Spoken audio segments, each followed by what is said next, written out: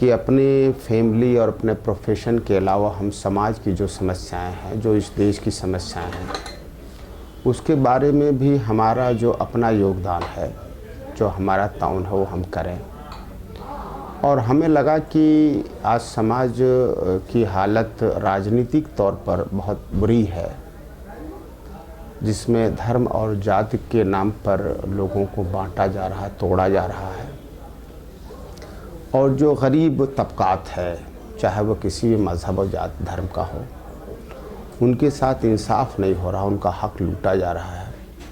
ऐसे में मैंने ज़रूरी समझा कि राजनीति में, सत्ता में पढ़े लिखे लोग जो समाज को, राजनीति को समाज और देश की सेवा करने के लिए कर लेते हैं, ऐसे लोगों को, पढ़े लिखे लोगों को आना चाहिए। और इसकी पहल मुहिम हमने चलाई है और लोग पढ़े लिखे अच्छे लोग, ईमानदार लोग पार्टी में जुड़ रहे हैं। तो आए दिन पार्टियां बनती रहती हैं यहाँ पे, खासकर यूपी में जबकि इलेक्शन होने वाला है, तो आपकी पार्टी किस तरह अलग है दूसरी पार्टियों से? देखिए, ये तो एक नेचुरल प्रोसेस है, चाहे किसी भी ग्रोथ के लिए हो, चाहे इंडस्ट्री हो, चाहे प्रोफेशन हो, चाहे राजनीति में हो, वो तो नेचुरल डेवलपमेंट होता है, नेचुरल ग्रोथ होता है और ये नेचुरल कंपटीशन होता है। मुझे लगता है कि अगर हम जो आवाम है, जो जनता है, वो जो एक राजनीतिज्ञ से, राजनीतिक पार्टी से जो अपेक्षाएं करती हैं, जो उम्मीद रखती हैं, अगर वो हम पूरा कर सकते हैं तो ये पार्टी आगे बढ़ेगी और सत्ता तक पहुंचेगी। और सभी पार्टियां उनकी अपेक्षाओं, उनकी उम्मीद पर खरी नहीं उतरी हैं, इसीलिए बार बार वो हटती रही हैं। किसी की बहुत दिन तक कोई सरकार नहीं रही है। और आज मुझे लगता है कि जो भी राजनीति में आज हैं पार्टियां, चाहे सपा, बसपा, कांग्रेस, भाजपा, जो भी हैं, ये जनता की उम्मीद पे खरी नहीं उतर रही हैं। जनता इनसे ऊब चुकी है। एक नए विकल्प की उन्हें तलाश है, एक नए मुतबादिल की उन्हें तलाश है। और हम कोशिश कर रहे हैं कि एक ईमानदार और बेहतर विकल्प हम जनता को दे सकें, क्योंकि जब तक मुतबादिल नहीं रहेगा, विकल्प नहीं रहेगा, तब तक उसको चुनने का अवसर नहीं रहेगा। फिर हर पार्टी जो आती है वो कहती है कि हम बेहतर हैं, हमें मौका दीजिए, लेकिन हम फिर देखते हैं 5 साल के बाद उनका भी वही है। फिर नहीं, तो यही हमारा यही कहने का मतलब है कि पार्टी तो 10 बनेगी, 20 बनेगी, उसमें एक जो अपनी उसकी कार्यशैली, उसकी कारकर्दगी अगर बेहतर होगी, लोगों से अच्छी होगी, तो कामयाब होगी। और थोड़े दिनों में जिस तरीके से पीस पार्टी आगे बढ़ रही है, जिस तरीके से उम्मीद जनता की और इस समाज की जिस तरह से उनको उम्मीदें कायम रह रही है और जिस तरह से मजबूती से पार्टी से जुड़ रही है, तो हमें लगता है कि हम जनता को विकल्प देने में, मुतबादिल देने में कामयाब होंगे। लेकिन आपकी पार्टी कोई कैडर बेस्ड पार्टी नहीं है, कोई इसकी आइडियोलॉजी क्या है? किस तरह से आप लोगों को, अपने कार्यकर्ताओं को तैयार कर रहे हैं कि वो ये मुतबादिल दें? नहीं, क्योंकि देखिए, हमारी पार्टी एक ऐसी पार्टी है जो कैडर बेस्ड पार्टी है। ये कैडर हम गरीबों को कैडर देते हैं, अब पसमानदा तबकात को देते हैं। हम किसी ऐसे लोगों को नहीं देते जो समाज में सिर्फ हवा बना करके सत्ता शासन करते हैं। और यही वजह है कि हमारी पार्टी जो है वो सत्ता शासन में, हमारी पार्टी सत्ता शासन में आने के लिए जो हमारे करीब 75 ज़िले हैं, इसमें करीब 60 ज़िलों में पार्टी की अपनी इकाई हो गई है। और कम से कम 40 ज़िले ऐसे हैं जहां पर हम विधानसभाओं में बूथ लेवल तक पहुंच गए हैं, बूथ लेवल तक हो गया है। और करीब 25 ऐसे ज़िले हैं जिसमें बूथ लेवल से सारे विधानसभाएं हमारी तैयार हैं और कैडर बेस हैं। और कैडर यही मतलब ये है कि लोग पार्टी के मिशन को समझते हैं, पार्टी के जो मकसद है वो समझते हैं, वो क्या काम करने वाली है उसको पूरी तरीके से समझते हैं। हमारा मिशन ये है कि जो पसमानदा तबकात है, चाहे वो किसी मज़हब का हो, चाहे किसी ज़ात बिरादरी का हो, उसको अभी सत्ता में भागीदारी नहीं मिली है, उसको देश के संसाधनों में उसकी हिस्सेदारी नहीं मिली है अभी तक। और उनके साथ इंसाफ नहीं हो रहा है, उनके साथ शोषण हो रहा है, और ख़ासकर उन तबकात को जो असंगठित हैं, यूनाइटेड नहीं हैं। तो हमारी यही कोशिश है कि उन्हीं सभी तबकात को, और उसमें हम लोग टारगेट करते हैं कि अति दलित, अति पिछड़ा, मुसलमान, गरीब, सवर्ण, कायस्थ और वैश्य समाज, ये राजनीतिक तौर पर उत्तर प्रदेश में ये असंगठित हैं। और असंगठित होने की वजह से ये किसी, चाहे डर की वजह से हो, चाहे लालच की वजह से हो, चाहे मजहबी उन्माद फैलाने की वजह से, ये अलग अलग पार्टियों की वोट बैंक की तरीके से इस्तेमाल होते हैं, और वोट बैंक की इस्तेमाल होकर के इन्हीं का सबसे ज़्यादा शोषण होता है। तो आप अगर उनको सत्ता में भागीदारी देने की बात कर रहे हैं, अगर आपकी टॉप लीडरशिप को देखा जाए, या आपने जो अभी 40 लोगों की टिकटों के रिलीज किया, उनमें क्या उनकी क्या भागीदारी है? देखिए, सत्ता की भागीदारी वो टिकट मिलने से नहीं होता। सत्ता की भागीदारी जाति के आधार पर टिकट देने से नहीं होता। मैं मानता हूँ कि ये सारा डिसाइड करता है, उसका नेतृत्व डिसाइड करता है। नेतृत्व कितना ईमानदार है, किस जाति बिरादरी का है, किस धर्म का है, कैसा विधायक है, इसका बहुत महत्व नहीं करता। क्योंकि हर आदमी को पार्टी की जो पॉलिसी होती है, और उसमें अहम भूमिका जो उसका लीडर होता है, लीडरशिप जो होती है, उसकी मानसिकता होती है कि वो एक्चुअली क्या चाहता है। उसी के हिसाब से पॉलिसी बनती है पार्टी की, और पार्टी के पॉलिसी के हिसाब से सारी उसके नुमाइंदे को, चाहे वो कार्यकर्ता हो, चाहे पदाधिकारी हो, उसको कार्य करना पड़ता है। तो मैं समझता हूँ कि आज पार्टी की जो लीडरशिप है, उसकी मानसिकता, उसकी सोच और उसकी पॉलिसी, वो इम्पॉर्टेंट है। लेकिन आपने उसमें ज़हन में रखा है कि दूसरे पिछड़े वर्ग की जो बात कर रहे हैं, उसकी भी उसमें रिप्रेजेंटेशन है आपकी टॉप लीडरशिप? नहीं, देखिए, समाज में टिकट में, जैसे मान लो कि हम समाज के किसी विशेष वर्ग को टिकट देते हैं, तो टिकट देने से उससे समाज का भला नहीं होता ना। उसका भला होगा, उसके दोस्तों का भला होगा, उसके रिश्तेदारों का भला होगा, मगर उस समाज का भला नहीं होता। सत्ता में भागीदारी की आप बात कर रहे थे कि ये पिछड़ा वर्ग को सत्ता में भागीदारी नहीं है, तो आप किस तरह वो भागीदारी? देखिए, ऐसा है कि चाहे वो मंत्री बनना हो, चाहे एमएलए MP बनना हो, पिछड़ा समाज का, दलित समाज का और मुस्लिम समाज का, वो तो जब से ये देश हुआ है तब से बनते रहे हैं लोग। ये और बात है कि उनकी आबादी के लिहाज से उस अनुपात में नहीं बने हैं, मगर चाहे MP 10 रहा हो, चाहे 110 हो जाए, मुस्लिम समाज का हो, चाहे दलित समाज का हो, किसी समाज का है, मगर पॉलिसी उनके हिसाब से नहीं बन सकती है। इतने दिन तक दलित समाज के रक्षा मंत्री तक हुए लोग, हमेशा MLA MP बनते रहे हैं, उनके अनुपात में बनते रहे हैं, मगर दलितों को कभी हक नहीं मिला, इंसाफ नहीं मिला। मगर एक बात, दलित नेतृत्व जब चीफ मिनिस्टर हुई तो बिल्कुल सिनेरियो चेंज हो गया। तो हम लोगों को बिल्कुल समझना होगा कि अति पिछड़ों का, अति दलितों का, मुसलमानों का, जिनके साथ सबसे ज़्यादा अन्याय हो रहा है, जिनका सबसे ज़्यादा शोषण हो रहा है, उनका नेतृत्व की सरकार जब तक नहीं आएगी, तब तक उनको सत्ता में सही मायने में भागीदारी जो कहा जाता है वो नहीं मिल सकता है।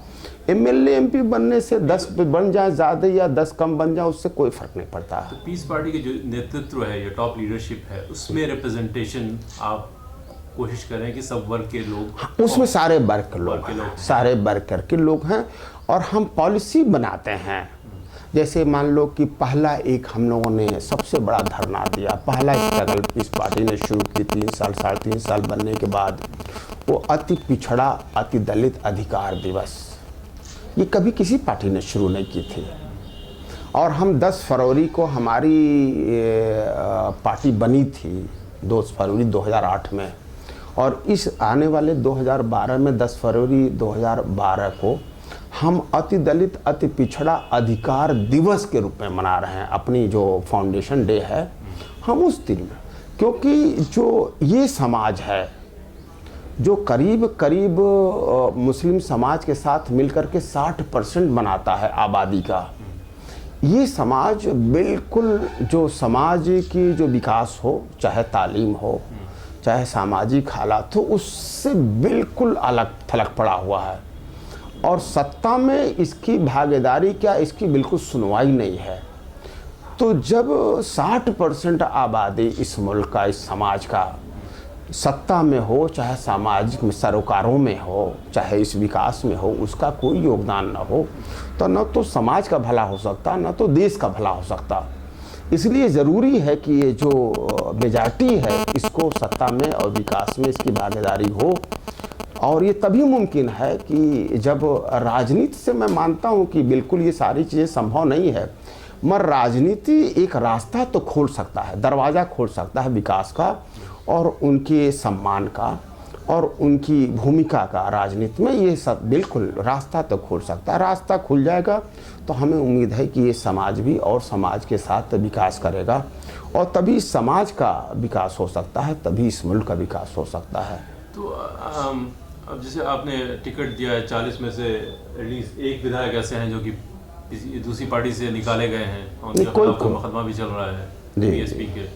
तो एक तो गुंडा तत्व का काफ़ी यूपी बिहार की पॉलिटिक्स में रहा है, तो आप उसको किस तरह की आप पॉलिटिक्स कर रहे हैं? नहीं करना है। ये है कि ये मुझे लगता है कि ये गलत इन्फॉर्मेशन है कि वो निकाले किसी पार्टी से नहीं गए थे।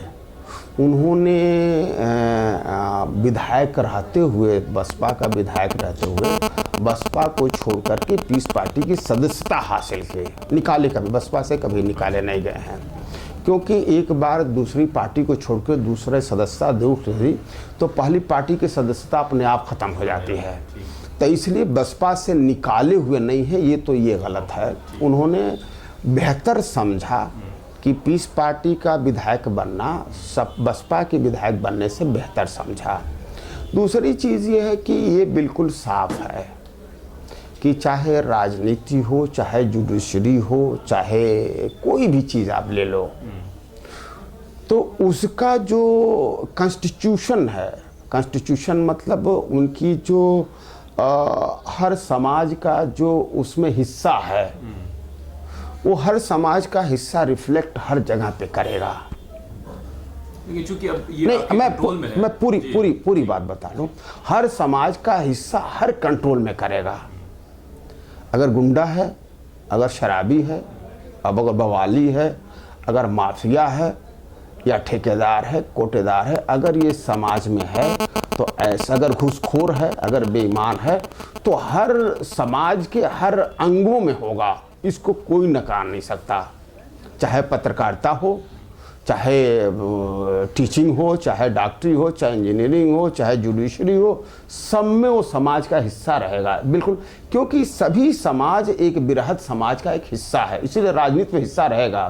पीस पार्टी से अलग नहीं हो सकती, क्योंकि पीस पार्टी वही काम करेगी जो और राजनीति जिस तरह से होती है।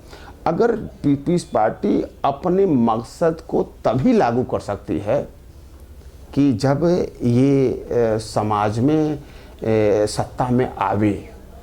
और एक चीज़ मैं ये कहूँगा कि गुंडा, माफिया, ठेकेदार, कोटेदार, मेरा ये मानना है कि ये सारी चीज़ें अवसरवादिता है। मैं तो बिल्कुल ऐसे करता हूँ कि एक टाइप की एनर्जी है ये। उस एनर्जी को, एटम बम को, चाहे आप पहाड़ से रास्ता बनाने के लिए इस्तेमाल करो या किसी की आबादी ख़त्म करने के लिए इस्तेमाल करो, अगर नेतृत्व तो नहीं चाहता है, ये तो एक ऐसा हथियार है, चाहे कोई भी ताकत हो, वो एक ऐसा हथियार है कि जो नेतृत्व के इशारे पे चलता है। अगर नेतृत्व ये समझता है कि आप गलत काम करोगे तो पार्टी में नहीं रहोगे, या गलत काम करोगे तो आपको टिकट नहीं मिलेगा, ये गलत काम करोगे पार्टी में रहते हुए तो आपको मंत्रालय नहीं मिलेगा, तो बिल्कुल गलत काम नहीं करेगा। अगर नेतृत्व अगर ईमानदार है, अगर मुख्यमंत्री और प्रधानमंत्री ईमानदार है, तो मुझे लगता है कि किसी की ज़रूरत नहीं है कि वो काम कर सके। ये हर ऑर्गेनाइजेशन में है।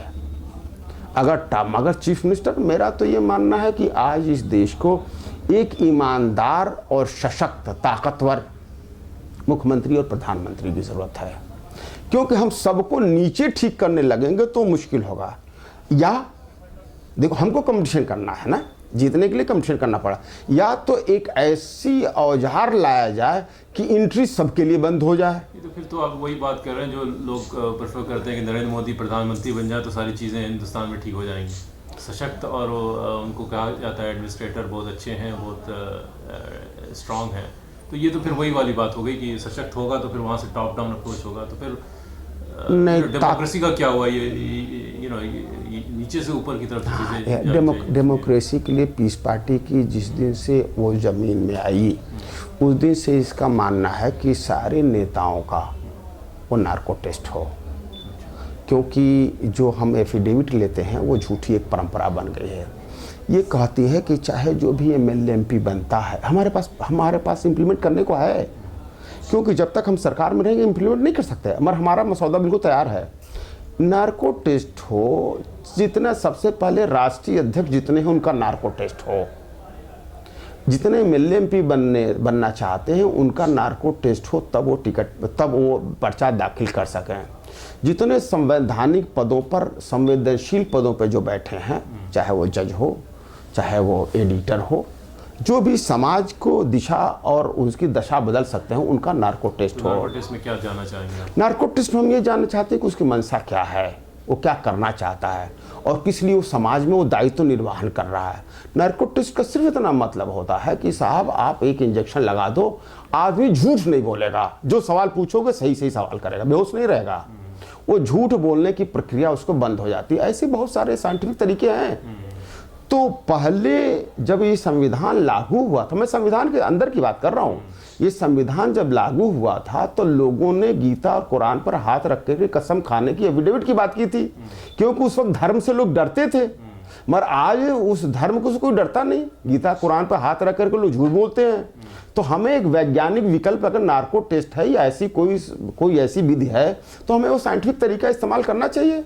हम सफ़र में इस्तेमाल करते हैं, आज के साइंटिफिक तरीका मीडिया में इस्तेमाल करते हैं, इलाज में इस्तेमाल करते हैं, इंजीनियरिंग में करते हैं, तो why not in the politics. तो हमारी पार्टी पहले दिन से ये नारा है कि सारे नेताओं का राष्ट्रीय नार्को टेस्ट हो। और राष्ट्रीय अध्यक्षों को इसलिए कहता हूं कि सारी पार्टियां राष्ट्रीय अध्यक्ष की मानसिकता और उनकी समझ से चलती है, इसलिए सारे राष्ट्रीय अध्यक्षों के नार्को टेस्ट हो, ताकि ये पता चल सके कि उनकी मंशा क्या है, समाज और देश की सेवा करना है कि राजनीति करना है। दूसरी चीज़ ये है कि जिस नरेंद्र मोदी की आप बात कर रहे हो, वो तो मैं मानता हूं कि वो इंसानियत का दुश्मन है। जो इंसानियत का दुश्मन है, जो पूरी दुनिया मानती है इंसानियत के दुश्मन है, उसको राज करने का तो एक सेकंड का चांस नहीं होना चाहिए ना। ऐसे आदमी को तो असंवैधानिक है, असंवैधानिक ऐसे व्यक्तियों को तो दुनिया में रहने का अधिकार नहीं है। मैं शासन करने की बात आप कर रहे हो, प्रधानमंत्री की बात कर रहे हो, मैं तो कहता हूँ ऐसे आदमी को दुनिया में रहने का अधिकार नहीं है। तो ऐसे देश और मानवता के दुश्मन को किसी तरह से रहने का अधिकार नहीं है। अपराधियों को तो ठीक कर सकता है, मगर इस तरीके के मानसिकता वालों को ठीक नहीं किया जा सकता है। अपराधी तो उसको चांस है तो झूठ बोलेगा, उसको सोचेगा कि हम करके निकल जाएंगे तो डाका डालेगा, अगर उसको मालूम होगा जेल हम जाएंगे तो डाका नहीं डालेगा। अपराधियों को तो ठीक किया जा सकता है, अपराध को तो कम किया जा सकता है, मगर विकृत मानसिकता, मैं नरेंद्र मोदी को एक विकृत मानसिकता का व्यक्ति मानता हूँ। ऐसे विकृत मानसिकता जो इंसानियत के दुश्मन हैं, इस देश में ही नहीं बल्कि दुनिया में रहने का कोई अधिकार नहीं है। पीस पार्टी के जो आपने 40 प्रत्याशियों का वो किया है, और आप कितनी सीट पे आप लड़ने वाले हैं यूपी में इलेक्शन? हम करीब 250 सीटों में चुनाव लड़ेंगे। तो उसकी क्या आपके पास किस तरह से क्राइटेरिया क्या है लोगों के सिलेक्शन का, कैंडिडेट्स के? हमारी क्राइटेरिया ये है कि पढ़े लिखे लोगों को, ईमानदार लोगों को हमारी वरीयता होगी, जीतने वाले लोगों को हमारी वरीयता होगी। एक क्राइटेरिया है हमारी। तो ईमानदारी का किस तरह आप चेक करते हैं, कौन ईमानदार है, किसे पता चलता है? अभी तो अभी कोई सिस्टम तो डेवलप नहीं हुआ ईमानदारी का, अभी समाज में जो देखने में लगता है हमको उसकी वरीयता रहेगी। एक वो कहा जाता है कि पीस पार्टी ने बहुत तेजी से पिछले लास्ट लोकसभा इलेक्शन, पहली बार आपने इलेक्शन लड़ा था लखीमपुर वगैरह में, काफ़ी वोट्स मिले आपको, और यूपी में आप तेज़ी से अब आ रहे हैं कि 300 सीट पे आप लड़ने जा रहे हैं। तो ये लोग कह रहे हैं कि भाई ये इतनी तेज़ी से इनका विकास हुआ है, लोगों में मकबूलियत हुई है काफ़ी, मैंने आपके इश्तहारात देखे हैं, तो फिर लोग कहते हैं कि भाई ये पैसा कहाँ से आया है। उस पर सवाल बहुत सारे उठाए जा रहे हैं कि ये पार्टी सपोर्ट कर रही है, वो पार्टी सपोर्ट कर रही है, तो आप उस बारे में क्या कहते हैं? अब देखिए, ये मेरी बात समझ नहीं आती कि ख़ास तौर पर मुसलमानों को लोग भीख मांगने वाला क्यों समझते हैं। मेरी ये बात अभी तक समझ में नहीं आई कि मुसलमान को सब लोग चाहते हैं कि जो सरकार की मानसिकता है, चाहे कांग्रेस की हो, सपा की हो, बसपा की, भाजपा को, वो सिर्फ एक ऐसा फिगर देखना चाहते हैं। मुझे याद आता है कि आज सिनेमा हॉल में आप जाओ तो मुसलमानों की तस्वीर सामने आती है कि कैसा ये समाज जो आज के राजनीतिज्ञ हैं मुसलमान को किस हालत में देखना चाहते हैं। वो दिखाते हैं कि साहब एक अगर नमाज पढ़ रहा है तो बगल में AK-47 उसका रखा हुआ है नहीं, और उठ करके नमाज पढ़ के जाता है तो 2 आदमी को इनकाउंटर करता है, 2 आदमी को शूट करता है। दूसरा आता है तो नमाज पढ़ते दिखता है, दाढ़ी रखे रहता है, तो नाम बताता है मुसलमान, तो मालूम होता है वो स्मगलिंग करता है। तीसरा जो है वो दारू का भट्ठा अड्डा चलाता है। चौथा अगर कोई रिक्शे वाला है तो उसको टोपी पहना दिया जाता है। कोई भीख मांगने वाला होता है, भीख मांगने का कोई अगर सिस्टम चलाता है तो उसको दिखा दिया जाता है। कटोरा अगर हाथ में है तो मुसलमान के हाथ में कटोरा दिखा दिया जाता है। मैं समझता हूँ कि मुसलमान को इस हालत में कुछ विकृत मानसिकता के लोग जो सत्ता में आ गए हैं, जिनको हम सांप्रदायिक कहते हैं, इसलिए पीस पार्टी कांग्रेस, सपा और बसपा को उतनी ही सांप्रदायिक मानती है, उतनी फिरका परस्त मानती है जितना भाजपा है। क्योंकि ऐसा अगर नहीं होता तो ख़ास तौर पर मुसलमानों की ये दशा आज नहीं होती और मुसलमानों की ये सामाजिक स्थिति इतनी ख़राब नहीं होती। तो डॉक्टर अय्यूब को भी ये पूछते हैं कि साहब पैसा कहाँ आया। कोई भी राजनीतिक जो हो हिंदुस्तान का, जो भी राष्ट्रीय अध्यक्ष हो, उसकी बायोडाटा हमसे मिलवाइए आप। मैं समझता हूं कि हिंदुस्तान का कोई ऐसा राजनीतिज्ञ नहीं है जो डॉक्टर अय्यूब के पसीने पर भी बैठता हो, चाहे पढ़ाई का मामला हो, चाहे वो IAS में सिलेक्शन का मामला हो, दिमाग का मामला हो, चाहे तिजारत का मामला हो, चाहे वो कोई मामला है, अभी रुको, चाहे कोई भी मामला हो, ऐसा उसका पसीने में भी नहीं बैठता। वो मुझसे पूछते हैं कि कहाँ से पैसा आया है। मैंने तो सवाल किया था, कांग्रेस ने ये लखीमपुर में उठाया था। हमने ही कहा था कि मुसलमान को कटोरा वाला भीख न समझे, जितना उनके राष्ट्रीय अध्यक्षों को जिस भी हैसियत में रहे होंगे पहले, राजनीति आने से पहले, उसका कम से कम 100 गुना पैसा डॉक्टर अय्यूब के पास रहा है राजनीति में आने से पहले। और जितना वो पढ़े होंगे, लिखे होंगे, उससे ज़्यादा पढ़ा लिखा। तो अगर उनको इतना अकल है कि जनता से अगर पैसा ले सकें, इंडस्ट्री से पैसा लिखे, तो मैं कोई इनकम्पिटेंट आदमी हूँ क्या? मैं उनसे ज़्यादा समझदार हूँ। सरकार ने इंडियन सिविल सर्विस में हमारे दिमाग का भी देख लिया कितना है, उसको उसने भी पास कर लिया है। तो मैं जानता हूँ how to manage the political party. और मुझे ये लगता है कि ये इनकी वो नेतृत्व को, एक मुस्लिम क़यादत के नेतृत्व को वो बर्दाश्त नहीं कर पा रहे हैं। अगर उन्हें मुकाबला है तो फेयरनेस के साथ आइए, समाज में मुकाबला करो, मैं तैयार हूँ। सब मिल करके मुकाबला करो, उसके लिए भी तैयार हूँ।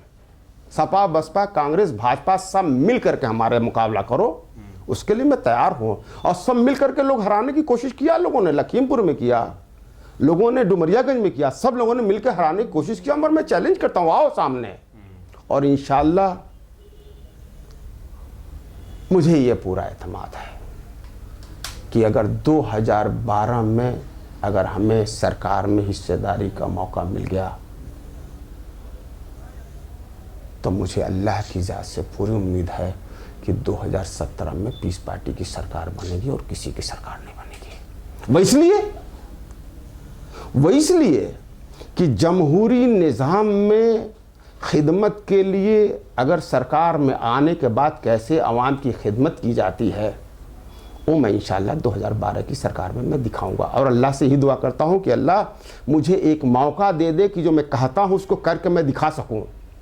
और अगर हमारे मंत्रालय में अगर भ्रष्टाचार का नाम निशान ना हो, अगर जातिवाद और धर्म का कोई नाम निशान ना हो, और जितने भी सरकारी कर्मचारी और अफसर हैं वो जनता की सेवक बन के ना काम करें, तो वो रह नहीं सकते। अगर हम हिंदू भाइयों को उतनी खिदमत करते हैं जितना मुसलमान को करते हैं, अगर दलित पिछड़ों को उतनी खिदमत करते हैं जितना सवर्णों को करते हैं, दोनों में कोई भेदभाव नहीं होता, तो मैं समझता हूं कि मुसलमान से ज़्यादा हमारा हिंदू भाई इंशाल्लाह 2017 में पीस पार्टी को वोट करेगा और पीस पार्टी की सरकार बनेगा।